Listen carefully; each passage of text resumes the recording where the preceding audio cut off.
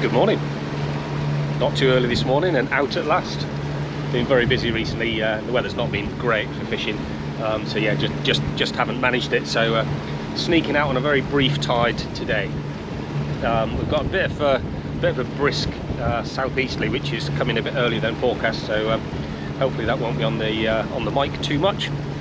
Yeah. So just a quick trip, single tide. I'll have about 3 hours fishing by the time I get to where I want to get. I had a very interesting message from a local boat fisherman. He was chatting about various things, asking how my fishing was going. So I'll come down out of that breeze. But his very interesting comment was that he didn't know this year, didn't know where to fish or what to fish for. And that's sort of been the theme so far. Last time I went out, I covered 54 miles. 10 miles of that is in the estuary, going reaching the bar and back. But yeah, I was here, there and everywhere, just trying to find fish. And it's one of those. It's one of those things, really. We've got things have changed very much in the last couple of years. Loads and loads of dolphins around, lots of tuna, Risso's dolphins, which I've never seen before, and they were numerous. European octopus, and no doubt warming temperatures have got something to do with that. And I'm not a climate change denier by any means, you know, but it has happened before. The dolphins and the Rissos, couldn't find much information about that, but we had an invasion of European octopus in the 50s, which decimated the crab stocks down here, and they took about 3 years to recover. It was the same in 1890, I think it was.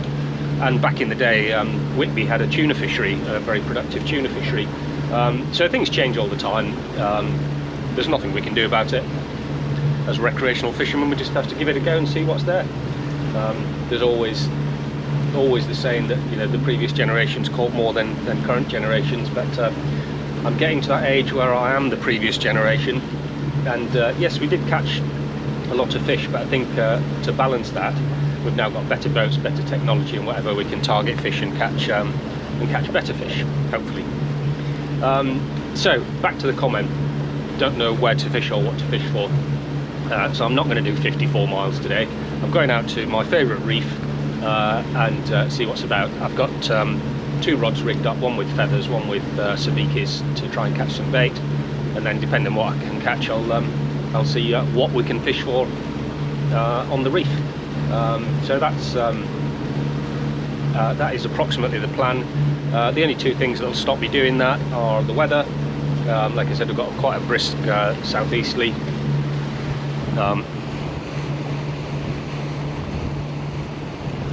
Not particularly obvious in the river, and we have got a bit of shelter now. So the weather, if that's not suitable, then I'll have to change the plan. And if I do get out onto the reef and it's and there's a tuna bust up, I'll also change the plan. But other than that, I'll get out there and bring you back on then. See you in a bit.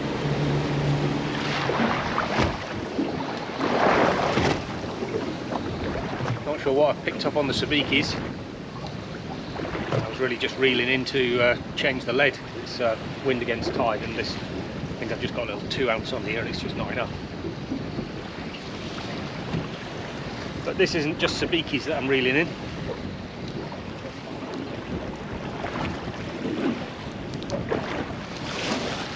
So now the tide can make them feel heavy. Foul hooked, but that's a lovely sized launce in the bucket. Right, let's get a heavier lead on and see if we can find a few more of those. Right, let's have another go with heavier leads. 1 launch from the first drift. Yeah, we've got wind against tide, so the tide's coming in, pushing it that way. So the body of water is moving that way, and the wind's coming that way. So we've got wind against tide, which means my lead is going with the body of water out that way.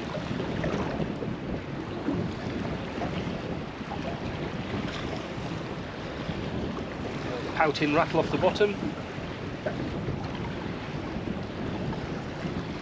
Yeah, and the boat's being carried that way, so the line is going out at quite an angle. That's better with a 10 ounce lead though.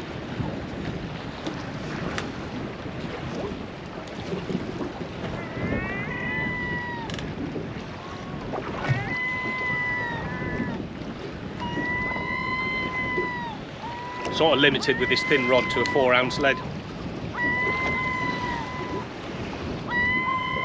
So we'll see how that goes.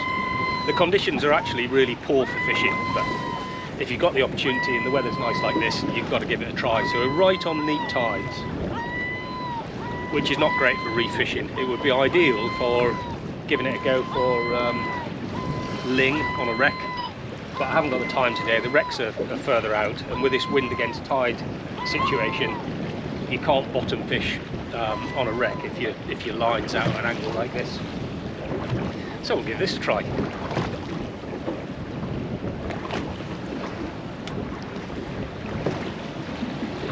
There we are.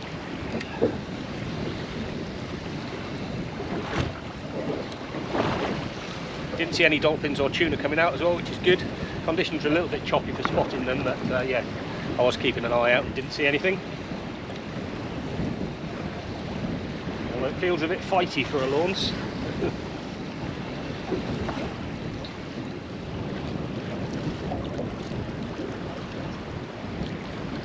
No, it is. It's just a big one. No more luck trying to catch Lawns, so I'm going to try some bait. So I've got 2 rods set up, both very similar. So sliding boom with a 10-ounce lead, and on this one I'm going to fish a live bait. So I've got a good sort of 8 foot of 15-pound fluoro going onto a circle hook. Find the camera. So that's that rod.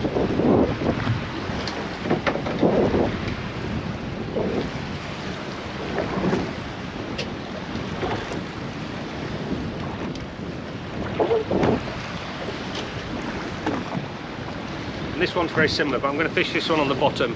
So it's the same sliding boom, 10-ounce lead, just a couple of foot of fluorocarbon, a few beads, the same circle hook, and I've filleted off one of the frozen sand eels for this one.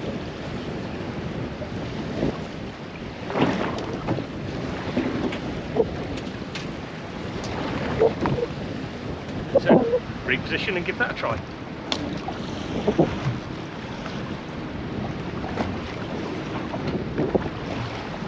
There's the live bait going over.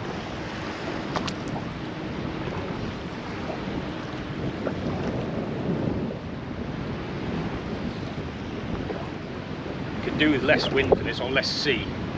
It's not rough. I'm going to leave the rod to do its own thing.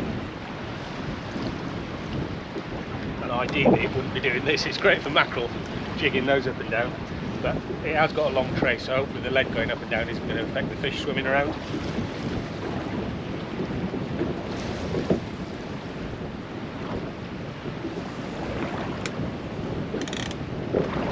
So that's going on a ratchet, which is light enough that I'm not going to lose the rod if it should get snagged or something like that, but also heavy enough to provide enough tension that the fish is going to hook itself if it scoops it up and runs away with it. It gets that circle hook in the corner as well.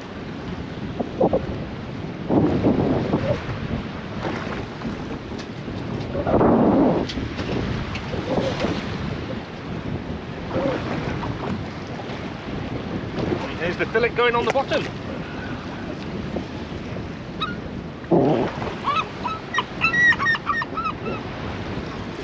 Something's having a go at this fillet. The downside of bait fishing on the bottom is that it's quite likely to get shredded by pouting. Let's see if I've got any bait left.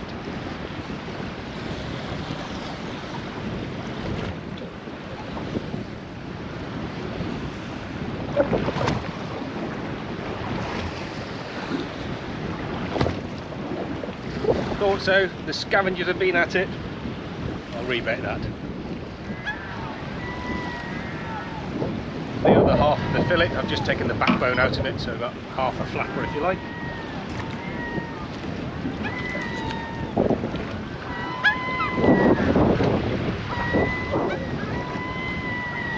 The gulls are confident. I've got the trio of our most popular ones here.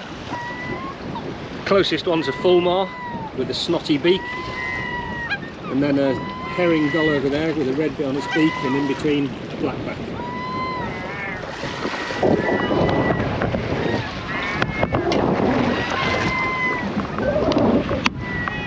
The noisiest and not the most pleasant of our seabirds, in my opinion.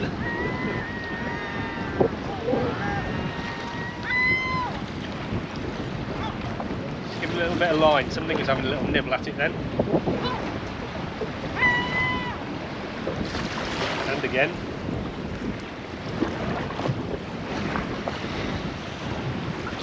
Something's definitely having a chew at it. The trouble is with a long bait, you don't know which end it's chewing at.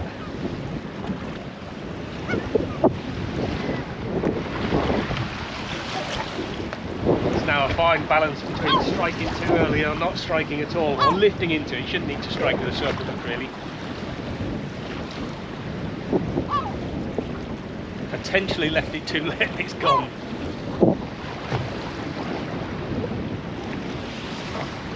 Let's have a tentative wind and see if there's any weight there.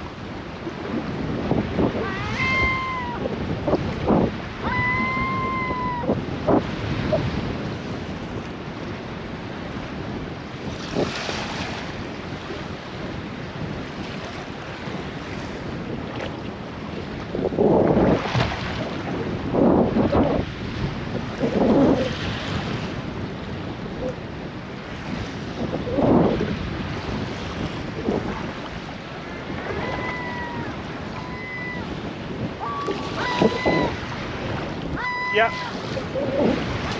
something's had the bait.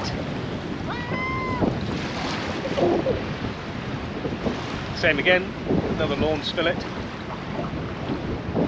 I've just taken that rod out of the holder and lowered it a little bit so it's not pulling it up and down too much with the waves.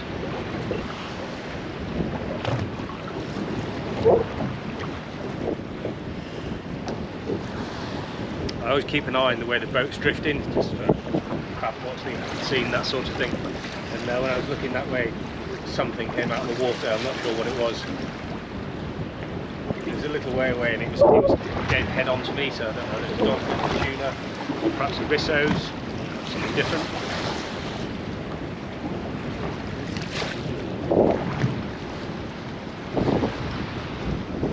Yeah, fishing with large baits like this, the rewards can be huge. Big bass, don't figure leg, spring cod, turbot on bottom. The downside is, if you don't catch a big fish, you're not likely to catch anything. Or, as is happening here, your dead bait just gets stripped by scavengers. I think I might have said scavenger.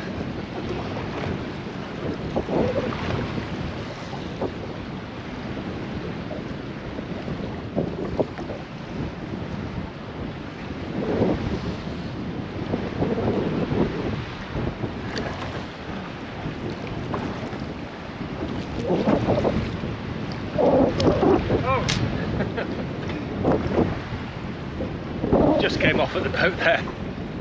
It was the other scavenger, dogfish.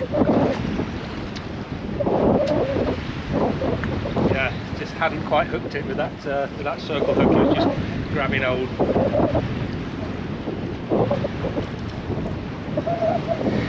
Well, I can't count that as a catch. I didn't get it on the back, but it was nearly a catch.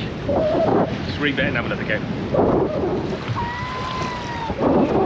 Give it a go with half a sandy on that way.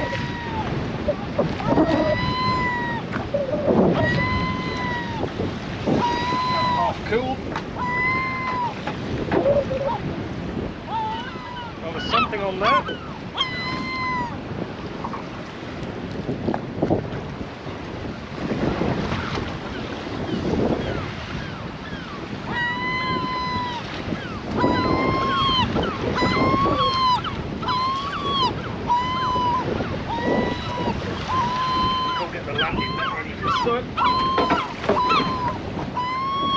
There's nothing big enough to warrant a landing net, but if it's just hanging on like that dogfish was last time, at least I might be able to get it on the boat and call it a catch.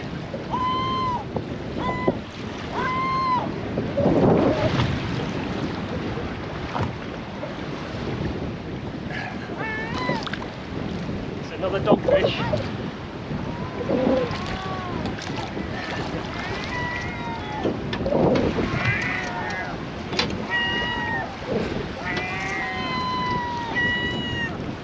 Did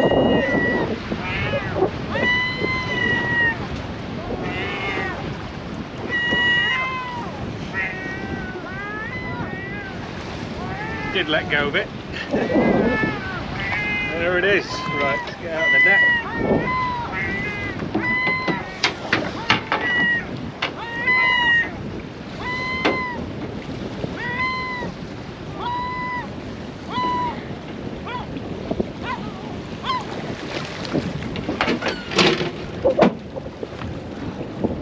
Seems to be bait.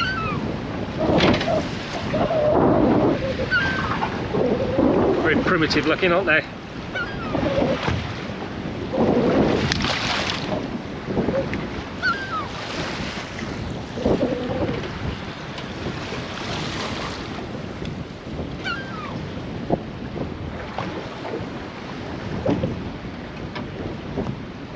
Right, I'm going to change that circle hook and then drop down again.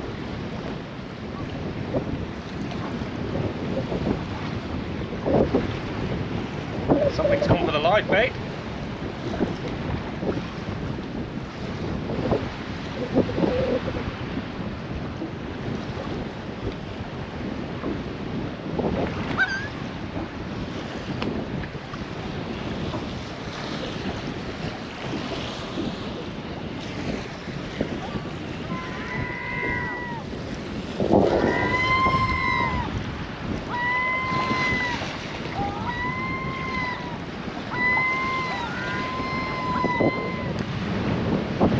There it goes now.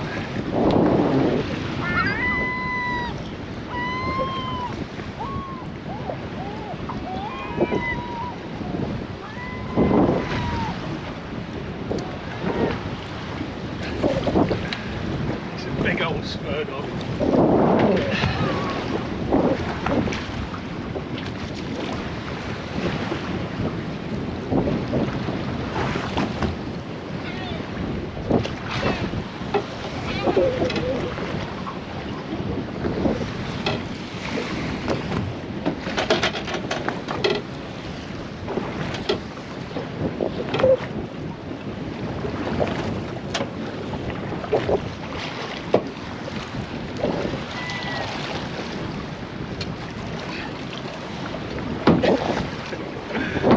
Right.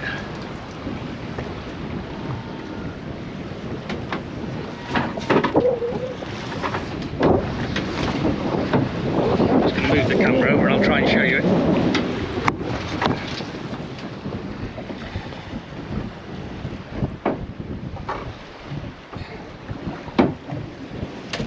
So just get this one out of the way.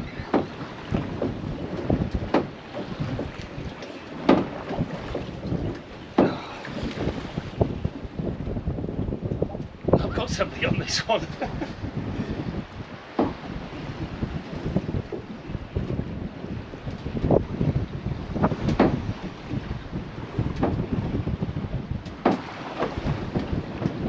Wouldn't surprise me if this was another Spurdog.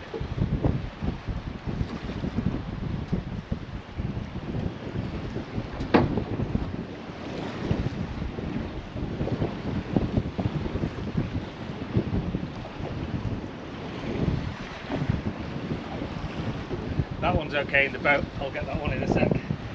Show you it. It's nice and calm.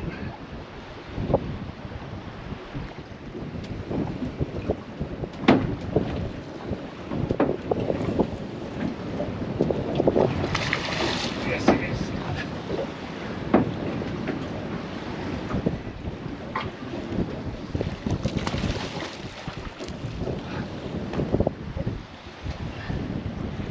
That was a big one, and I'm only on 15-pound fluoro, and it snapped it.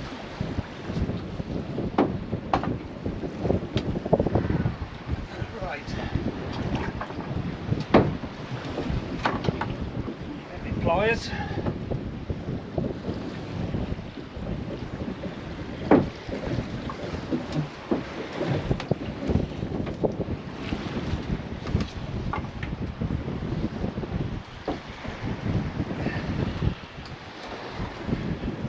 That is a nice Spurdog. You have to be really careful handling these because they're called Spurdogs for a reason. That one there and that big one there, and they'll whip round and stick those in you. Lovely. The other one was slightly bigger than this. They always are, aren't they? Right, back you go.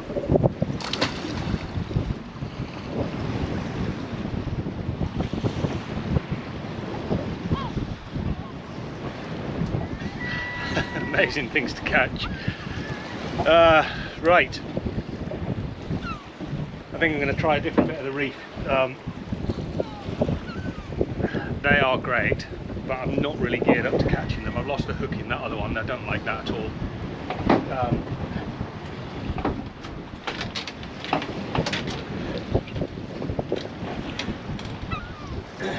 Yeah, I've got 15-pound fluorocarbon on because I was hoping for bass, cod, and on the bottom turbot.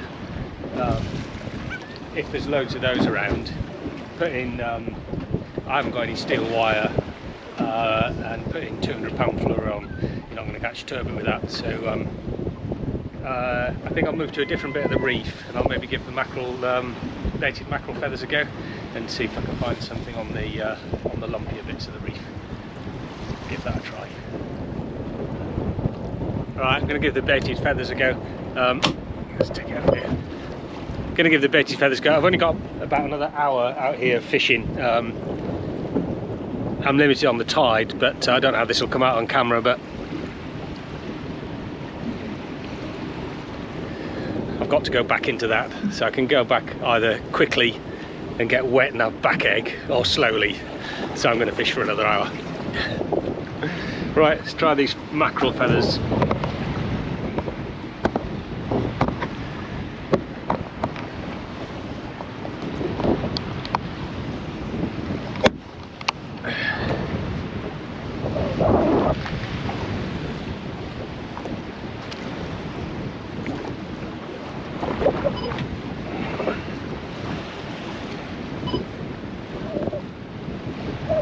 Give the sabikis a go and see if I can stop with a bit of bait for the freezer. There's something pecking at the mackerel feathers, but it seems tiny.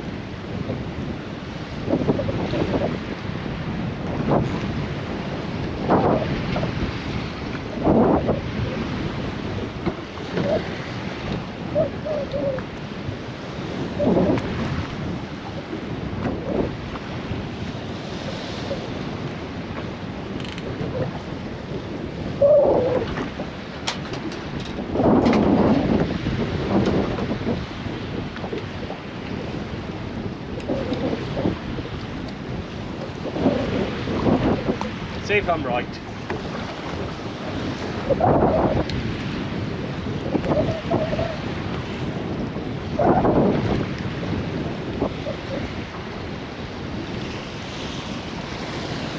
I think so.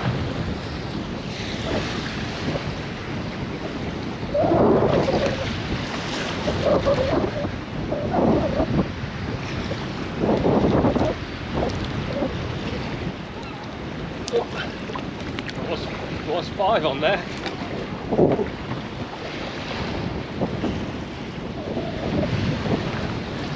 They are absolutely perfect for bass bait, that sort of thing. I haven't got time to do that today, but they'll go well in the freezer.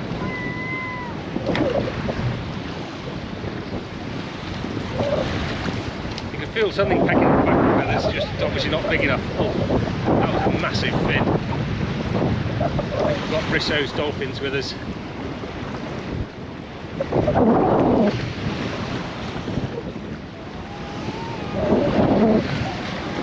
Oh no, I lost it. Just the one that time it dropped off. Right, my battery's going to die, so I'll just yeah, we've definitely got Brissot's dolphins around. They're just sort of clearing the water.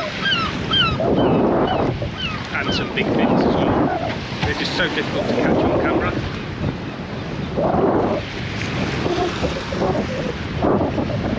But with the Brissot's around, the chances of catching anything but sand eels on the bottom are very slim. So we'll just stick and try and get some bait from the freezer.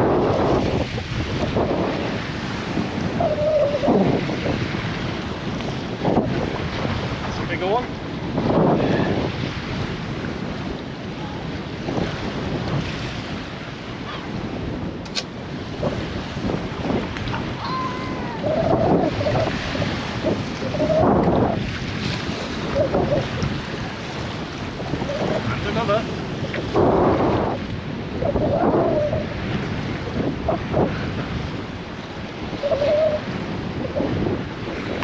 tiny forecod.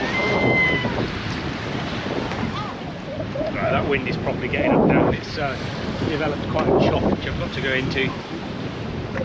So one more drift to see if I can catch some bait for the freezer, and then head at least towards in. If it's acceptable on the inshore marks, I might have another go just for a mackerel. If not, it'll be in, but seems to be plenty of lawns here, if that's what it is. A bit of weight to this one, it's either something different or a couple of them.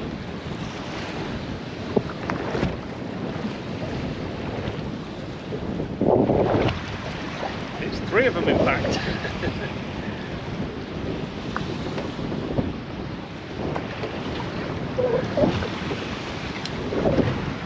Neap tides and slack water is generally the best time for catching lawns, which is pretty much what we've got.